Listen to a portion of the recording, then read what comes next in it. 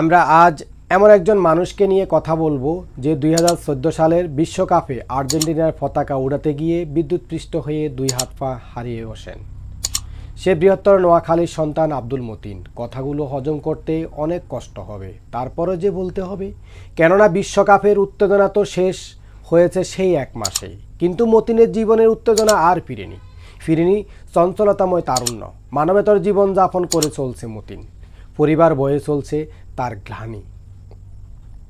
Argentina Messi কিংবা Brazil Neymar কারো দেখভাল করবে না, আমি দেখভাল করতে হবে। এমনও মানুষ আছে তারুণ্যের উত্তেজনায় কত কিছু করে বসে। কখনো কখনো হাজার মাইল দূরের প্রিয় দল খেলোয়াড়দের সাপোর্ট করতে গিয়ে প্রতিবেশী ভাই বন্ধুকে গালি দিতে পর্যন্ত তারা পিছপা হচ্ছে না। অনেকে ফল বাগান ফসলি জমি বিক্রি করে অন্যান্য দেশের পতাকা সেলাচ্ছেন কঠিনভাবে। আর বিভিন্ন জায়গায় মারপিট তো লেগেই থাকে। আবেগ যেন বিবেককে গিলে না খায়, সেদিকে নজর রাখা জরুরি। খেলাধুলা বিনোদনের অংশ, বিনোদনের সীমাবদ্ধ থাকুক।